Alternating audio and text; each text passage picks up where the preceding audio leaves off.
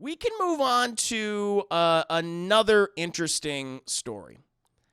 And I almost didn't want to cover this, but it was sent to me. And it's something that we have definitely talked about, previously on my streams. And we've discussed it on other platforms as well. And apparently there are some rumors out there, specifically coming from one person.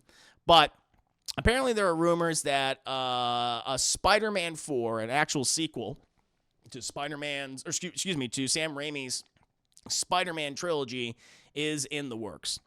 And it's been picked up by some websites, but then other places aren't covering it, chat. So yeah, even I'm like, I don't even know about this, but I wanted to cover it, and I'm reading this via Screen Rant, chat. And apparently, Thomas Hayden Church has been talking about the possibility of a Spider-Man 4, and Thomas Hayden Church, who played remember the Sandman, chat?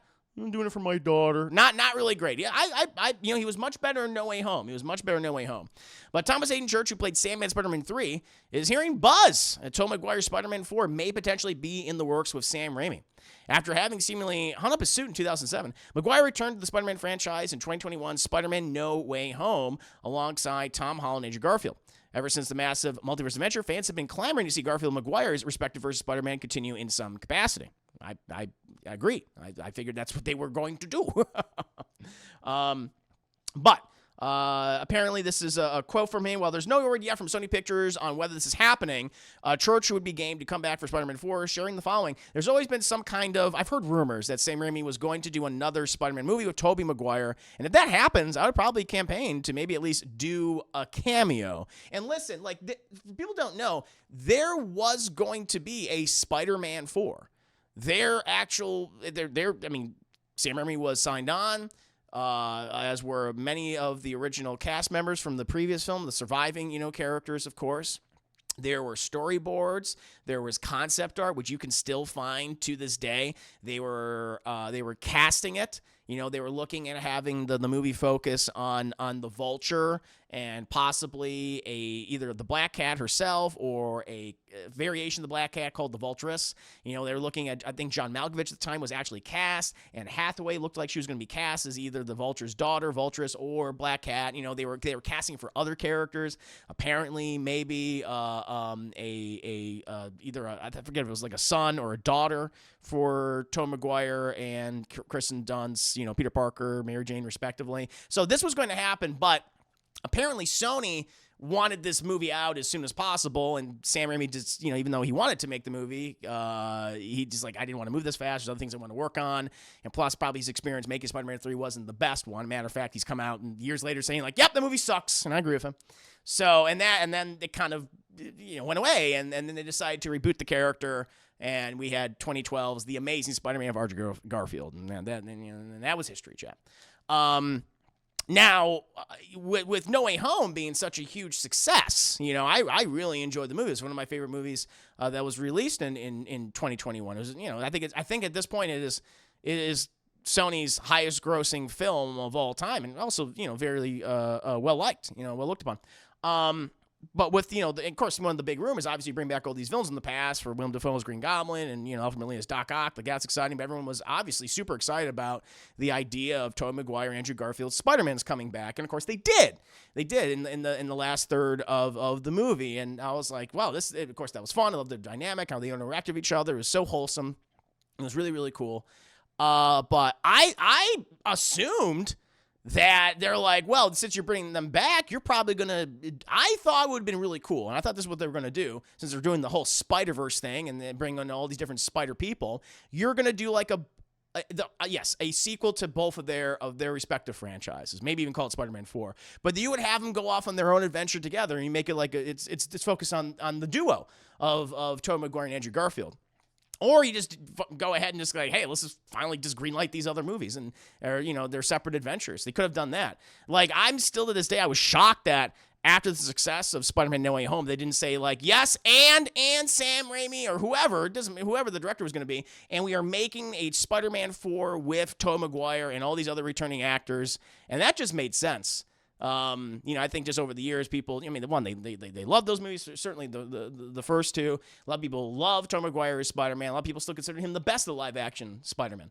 If I was Sony, I'd be like, yeah, of course we're going to do this. But apparently, they've just been satisfied to do all these weird villain, not really villain, anti-hero, Spider-Man-less Spider-Man films, like Venom. Now, to be fair, Venom I think is awful, but those movies are commercially successful, so I got to give them that. It's like, all right, you clearly tapped into something. People like Venom, but look out, the biggest failure that was Morbius. Craven, I'm nothing about Craven. I'm liking, at least from what I'm seeing from those trailers, and so maybe they've suddenly changed their strategy and gone, maybe let's go ahead and do a Spider-Man 4, because Tobey Maguire, who I know has, over the years, apparently he's been difficult to work with and everything, but I don't know. I think just because him coming back as Spider-Man, that's just reignited his interest and love for that character. And he's clearly, I think he's saying, I want to play this character again. Absolutely, I want to do this again, please. So, and I want to see him too. It would also be interesting this way, because that's the other thing, whether this happens or not. Whether this is just like all rumors and bullshit and Thomas Hayden Church, he's just like, well, because maybe that's where he's getting it from. Like, I heard years ago, whatever. We don't know the circumstances of the context of a lot of where he heard that from, right?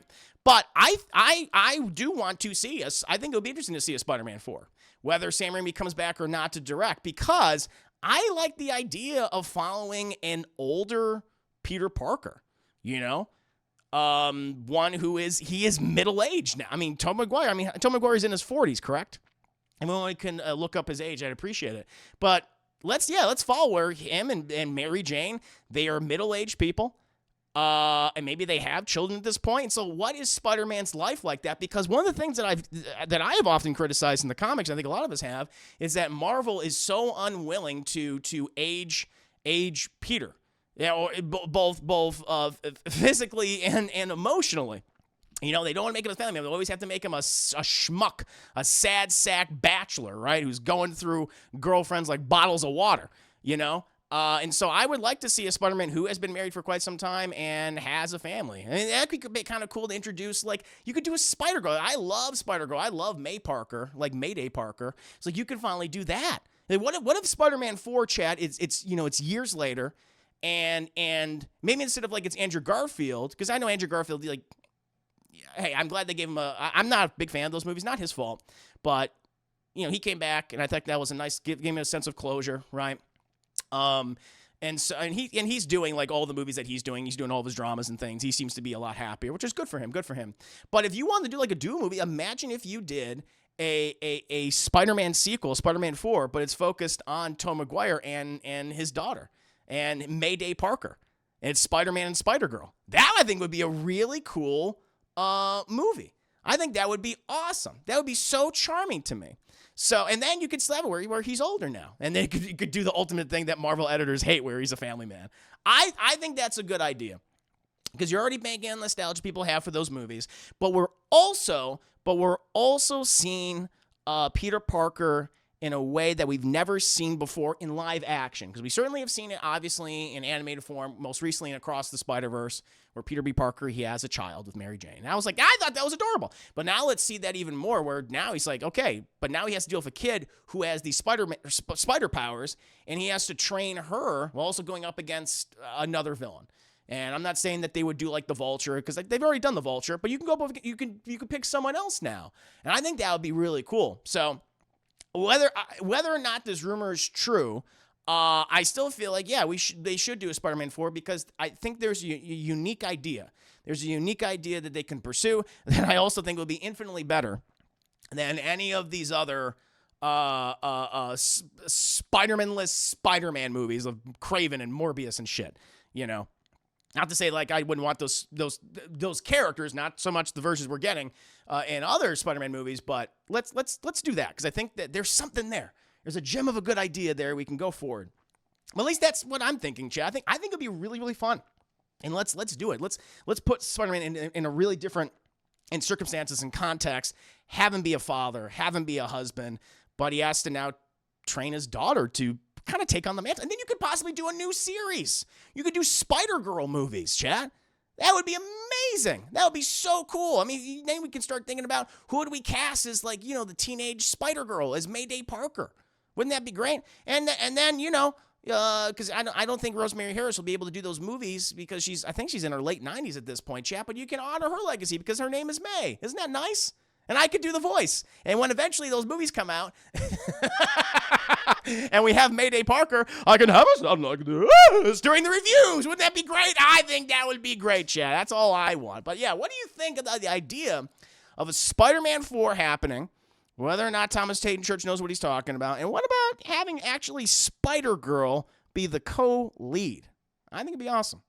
Let me know. I hope everyone enjoyed the video, and I want to take the time to tell you about my Patreon, Class in the Glass, which offers hundreds of film commentaries and video reactions to numerous movies, TV shows, and cartoons. If you're a fan of shows like Batman the Animated Series and Avatar: The Last Airbender, or films like Aliens and Raiders of the Lost Ark, my Patreon is the platform for you. Currently, I'm doing a subathon to reach 75 subs on the platform. If we hit 75 subs, we'll be able to start voting on the next edited YouTube reaction, which will include actual clips and scenes from the movies and shows I comment over. Choose from such films as Fire and Ice, Masters of the Universe, Mighty Morphin Power Rangers the movie, Mortal Kombat Annihilation, or Spawn. Subscribing at any tier level is appreciated, and feel free to give feedback at any time.